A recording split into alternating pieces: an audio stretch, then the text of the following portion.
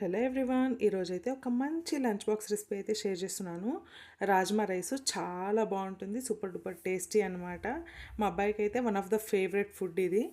So ముందుగా రాజ్మా సీడ్స్ని over night soak చేసి పెట్టేయాలి. ఇప్పుడు చూడండి, కలర్ అంతా కొంచెం వాటర్ కలరే చేంజ్ అయిపోయింది కదా. దీన్ని ఇంకోసారి వాష్ చేసేసి కుక్కర్లో విజిల్ వదిలేయాలి. సో ఇది సైజ్ డిపెండ్స్ అనమాట. ఈ రాజ్మా సీడ్స్ కనుక ఇలా చిన్న చిన్నగా ఉంటే ఒక 4 విజిల్ అయితే సరిపోతుంది. In case rajma seeds last time నేను తీసుకునేది వచ్చేసి ఇంకా పెద్దగా ఉన్నింది అనమాట సీడ్ సైజు.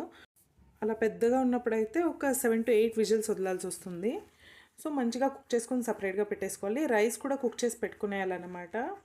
ఇప్పుడు కడాయిలో ఆయిల్ వేసుకుని సాసులు చిట్పట్లాడిన తర్వాత ఆనియన్ పచ్చిమిర్చి 2 ఫ్రై చేసుకోవాలి. ఈ ఆనియన్ పచ్చిమిర్చి కొంచెం ఫ్రై అయ్యేదానికి పసుపు కూడా వేసుకుంటున్నాను, లైట్గా ఉప్పు కూడా వేసుకున్నాను అనమాట. ఇవన్నీ కూడా కలిసి కొంచెం ఫ్రై అయిన తర్వాత జింజర్ గార్లిక్ పేస్ట్ అయితే వేసేసుకుంటున్నాను.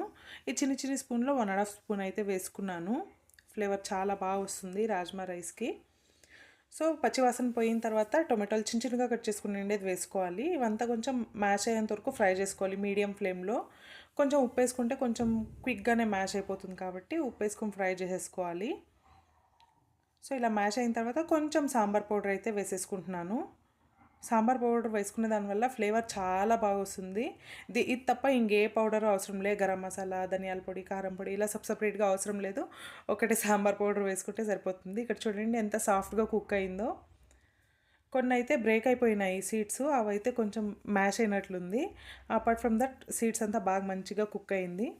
ఇవన్నీ కూడా మంచిగా మిక్స్ చేసుకునేయాలి. ఒక 1 minute 2 minutes అంతా ఫ్రై చేసుకుంటే సరిపోతుంది. మీడియం టు లో ఫ్లేమ్లోనే చేసుకోవాలి, లేదంటే అడుగంటేస్తుంది. ఇప్పుడు కుక్ చేసి పెట్టుకోండి రైస్ని అయితే వేసేసుకుని కలబెట్టేసుకోవాలి. రైస్ అయితే చల్లారి ఉండాలి. ఇన్ కేస్ వేడిగా ఉండిందంటే ముద్ద కట్టేస్తుంది, అప్పుడు అంత టేస్ట్ అనిపించదు. సో ఇలా కొంచెం జాగ్రత్తగా మిక్స్ చేసుకునేస్తే మన రాజ్మా రైస్ అయితే రెడీ. ఈ స్టేజ్లో మనకు నచ్చితే నిమ్మకాయ కూడా పిండుకోవచ్చు అనమాట. అది కూడా యూనిక్ టేస్ట్ అయితే ఇస్తుంది. ఇప్పుడు నేను సఫిషియంట్ ఉప్పు, కొంచెం కొత్తిమీర కూడా చల్లేసుకున్నాను.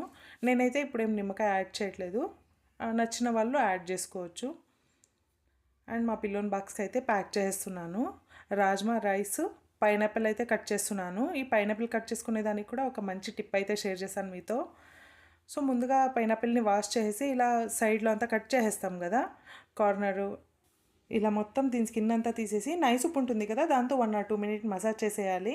అప్పుడు దీంట్లో ఉండే పులుపు అంతా తగ్గిపోతుంది అనమాట. టేస్టీగా స్వీట్గా ఉంటుంది. సో కొన్ని పైనాపిల్ ముక్కలు, కొన్ని డేట్స్ అయితే ప్యాక్ చేసేసాను. Thank you so much for watching. Bye bye.